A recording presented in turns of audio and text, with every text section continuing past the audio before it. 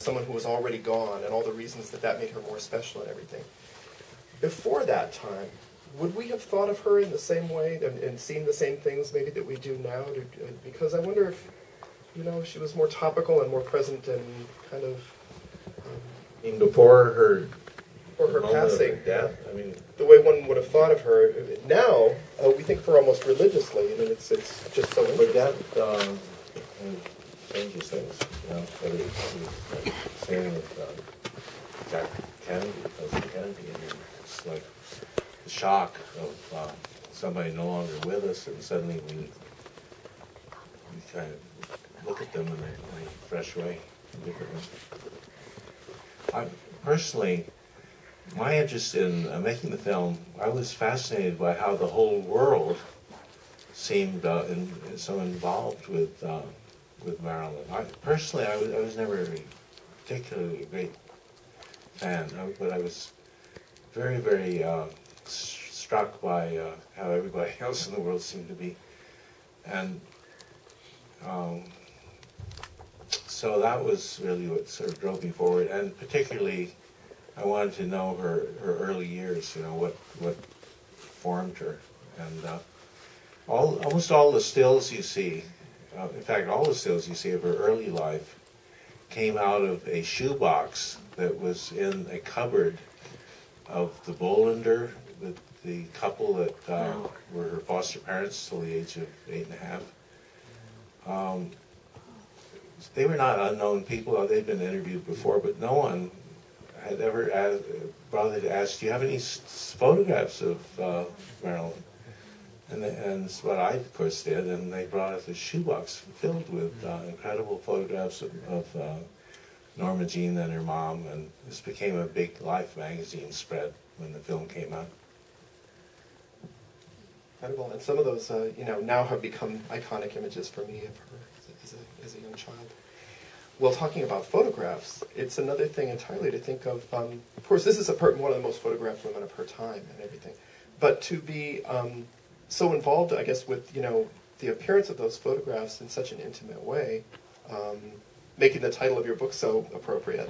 What must that be like, to be appreciating your father's craft and also this enigmatic subject, this very strange woman? Well, it's fascinating, actually. When I inherited my father's legacy, I was very surprised to find out that I had also inherited Marilyn's. And Marilyn belongs to everyone. So that kind of dynamics is an adjustment. And sort of to find that she's part of your being everywhere. I mean, I think it's an absolute blessing. Diane Arbus's daughter, Amy, once said to me, isn't this a blessing and a curse? And I think of it as a blessing. You know, it's kind of, it's wonderful, and I'm very grateful for it. She gives so many people so much joy.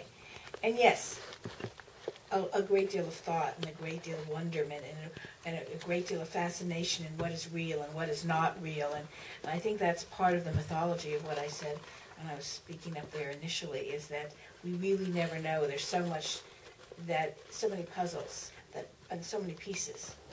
And she's sort of like part of my family in a way, and sometimes I know this sounds probably strange, but I can almost sometimes feel her somewhere in my home, in some way, and I've spoke to people about this, and it's certainly possible. You know, it's just because I'm so integrated in her being by looking at these photographs and digesting them and trying to understand them and what was the meaning behind them.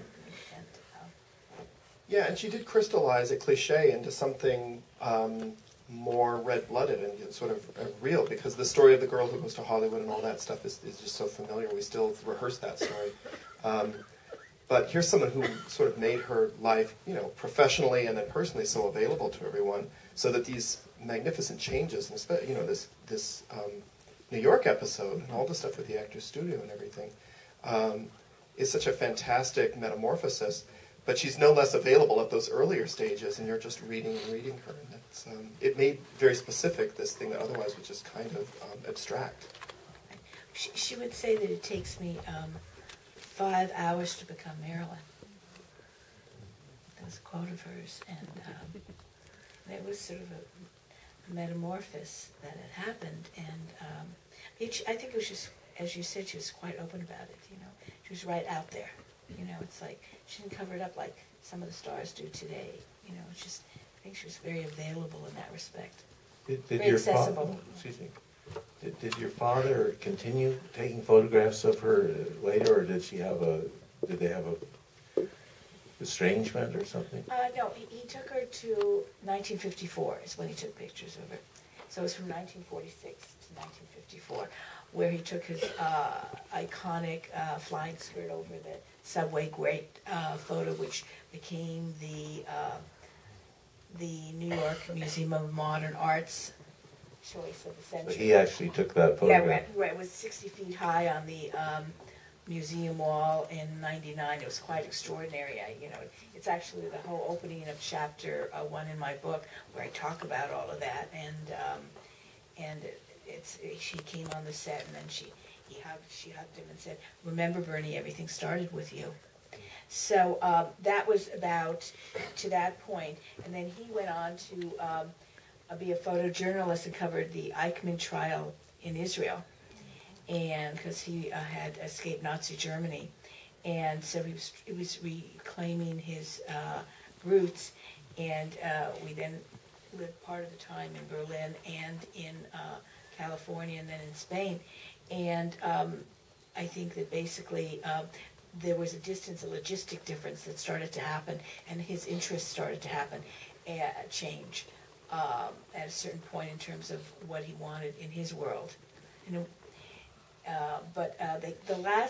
There's a chapter called "The Last Conversation," where she had called him, which I have the notes in his journals.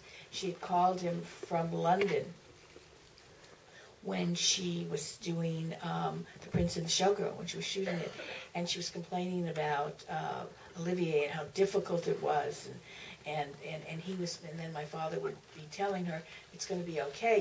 You've got to be professional. You've got to get through this." And he stood up for Olivier, and then she compared how Olivier looked like him, my father, and then I have pictures of Olivier and my dad next to each other. And I think that was really one of the last conversations that they had. But I think that, as there was an interesting remark that hit me in the funeral, where there were people at her funeral that didn't know each other because she had such a scattered life. So there were so many people that she became the most important person to, and then another person would think that she was the most important person to them. I know when the film... quite remarkable. When the film finally was broadcast, actually 3 years after it was finished, because it was very hard for independent documentarians like Walper or whatever to get... There were only 3 networks, and it took 3 years to get on. But I got phone calls from people who said that I'd never heard of. He said, "Why wasn't I in the film? Didn't you know that we were engaged to be married?" I said, "No, I didn't know that." Yeah, it's amazing. I bet every one of those GIs was engaged. Now, I saw the film previously. I was kind enough to let me see it. I thought it was wonderful. Really enjoyed it. And, another thing I appreciated the writing, especially tonight, to hear it. Yeah, I wanted to give, what do they call it, a shout-out or whatever, to Ted Strauss, Theodore Strauss, who wrote beautiful. I mean, he came in after the film was edited and just wrote a beautiful narration, which John Huston, it was just amazing. And the 2 great narrators are like John Huston and Orson Welles, and I got Huston. But Ted Strauss really did a fabulous job. That was his very first script that he wrote, and after that he stayed with Walper the rest of his career. Yeah, he did something I thought that was right on, what you guys did together, which was to suggest that the center of the enigma is a self-portrait. Really, it's much about the way we look, and we're invited to look at this person, as it is about the person. So the deeper you look, the more you'll find your compassion or your own, something inside of you calling out. Like it's that thing that's drawn out of oneself. That kind of rings true. Because I've had an opportunity. It's interesting to be doing this particular program where we're dealing with moving images and still images, and to see at the beginning and end of the film how these very effective moving images you would choose a frame from, and they're just as arresting where you stop, which isn't true of everybody. There's some people who are better in motion, and some people who photograph better, in a pose or something. But just a very present person, and as a kind of a professional dealing with the moving image, I just thought I have to appreciate her as a professional, that she's doing her art in all of these things. The newsreels, each one is in a different mode. You kind of present yourself different. It's appropriate to be different in a newsreel than it is in, for instance, a photo session or something like that. But one thing is the craftsmanship involved in that, and how much of it was learned and how much innate. I just don't know. The other thing is what it awakens. A very strange thing. Any questions from the audience? I have one. Why? We see you, sir, right on the island. There's a microphone in the house. He's coming right now. I don't need it. Oh, that's the famous actor Alan Rich. Thank you. I had a unique experience with Marilyn. In 1951, I was in a play called Darkness at Noon, starring Edward G. Robertson, written by Sidney Kingsley, and we opened at the Biltmore downtown. And I had done it on Broadway with Claude Rains, Jack Palance, and Tim Hunter. And Jack brought this lady backstage to accompany him, and she walked into the dressing room. She was quite lovely, and she came over to me, and she said, "You are a wonderful actor. May I kiss you?" And she kissed me right on the mouth. And my wife was sitting right there. And Jack said, "This is Marilyn Monroe. She's a starlet." I said, "Thank you very much for those kind words. This is my wife, Elaine." And she said, "Oh, anytime you don't want him, I'll take him." And Elaine said, "You can have him right now."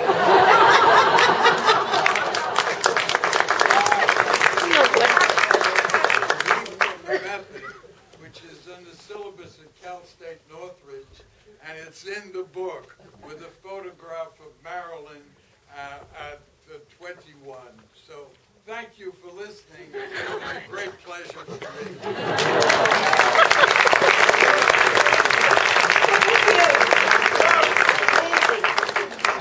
It was brilliant. Thank you very much.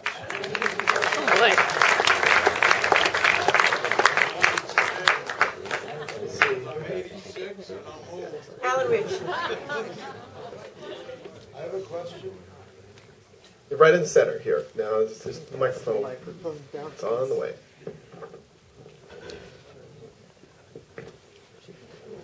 All kinds of surprises tonight, huh? First of all, thank you for both your contributions. It added to my experience of who Marilyn was. My question has to do with one of the things you mentioned in passing about during the funeral that Marilyn's sister was there. What I want to know is has anybody interviewed her? Is she still around? And what did she have to say that wasn't included in the information that you share with us tonight?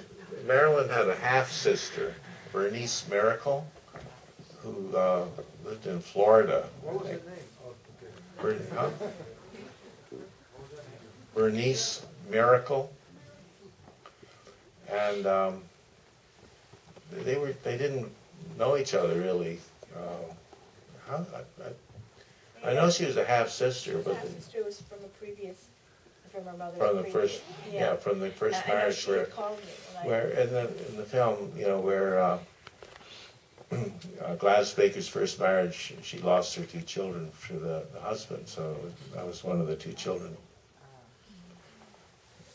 I met her once, but Is that the one who was at the funeral? Yeah, she was at the funeral. she was at the funeral. There's a shot of her there. Did anybody talk to her? I talked to her, not at the funeral, but I talked to her afterwards. But she didn't know Marilyn. I had I had gotten in touch with her at one point, some time ago before she passed, and she seemed very lovely, but she was very strange. I mean, it wasn't as if they were in some sort of a fight, or it was just they never grew up together, and they were in different locations, and but it's a shame because it would have been nice if they had somehow, because the one thing she didn't have was any foundation, any family, any roots, and so.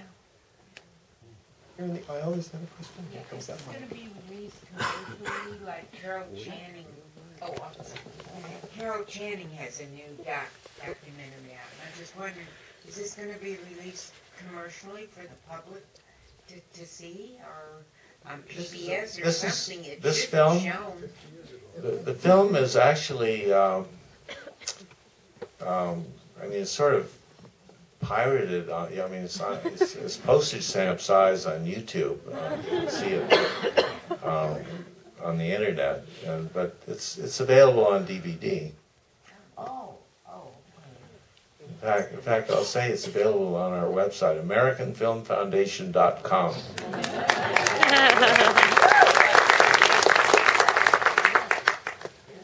A question right at the center.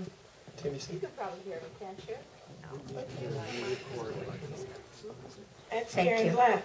Anyhow, these were great things to do. Hi, Karen. Hi, darling. How are you? I'm here. I'm okay. I'm wearing green. I don't look nice in green. But anyhow, these were a wonderful and fantastic evening for everyone. I've noticed in the film, and I've also, because I've heard of Marilyn most of my life, noticed that she started taking pills when she first went to a psychiatrist when she was at the Actors Studio, and then they thought that would be a good idea for her to study her childhood, and then she went and started taking, I forgot the kind of pill at that point, and that just continued and continued and continued until the rest of her life. I wonder if either of you have any idea, do you think that she would never have started pills unless she'd started psychiatry? Because I know a lot of psychiatrists, of all the friends I have that start taking pills, within about a couple of weeks they're going to be starting to take some kind of pill. But so I just wondered if you think that she would ever have started taking pills like that if she hadn't been invited to go and see a psychiatrist. Well, I think the interesting thing is that she went into psychoanalysis, and which is more talk therapy than pill therapy. And It's pills a are date coincidental. I mean, it's the same date as pills are, you don't have to get from a psychiatrist, obviously. And I'm sure she was taking pills, whatever.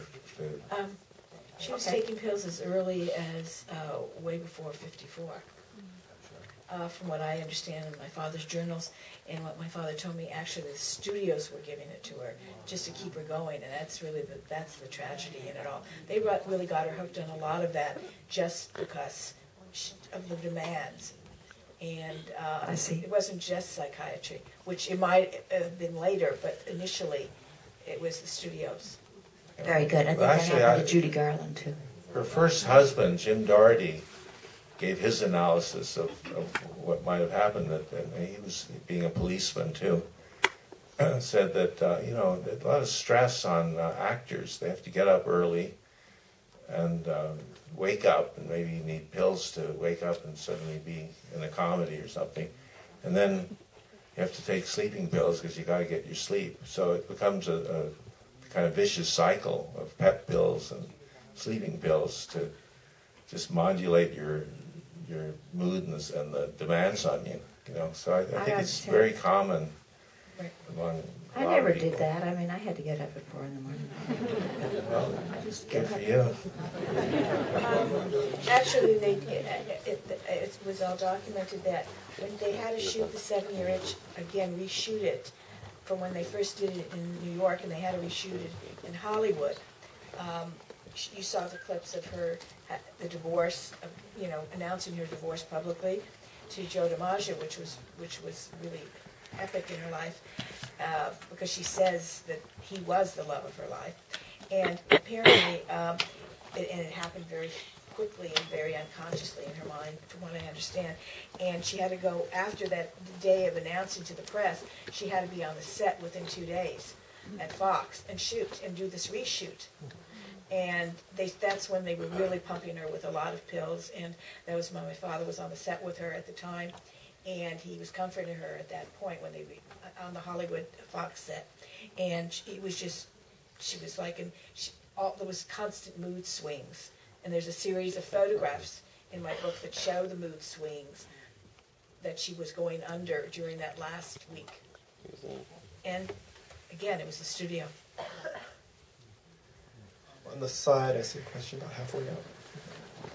Hi, I was just curious, when you were making this documentary, were there conspiracy theories back then also, or did they come in after you finished? Let's see, because this being made in 1964, there were a lot of talk about the Kennedys, you know, and the relationship, but nothing that, you know, that I saw direct evidence for, or anything there that I probably could have put in the film. Conspiracies, not so much. It came a little later, really.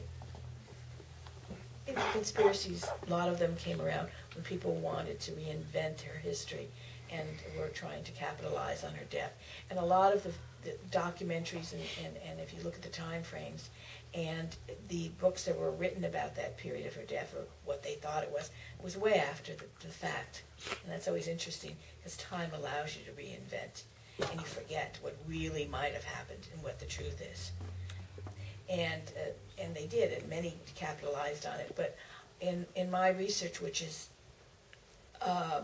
in my book, I'm proud to say that, and Marie Schreiber wrote me a beautiful letter thanking me for setting some of the records straight after she got my book. And she said, bravo, bravo, finally someone is standing up and telling the truth. My father and Robert Kennedy's friend and attorney were writing letters back and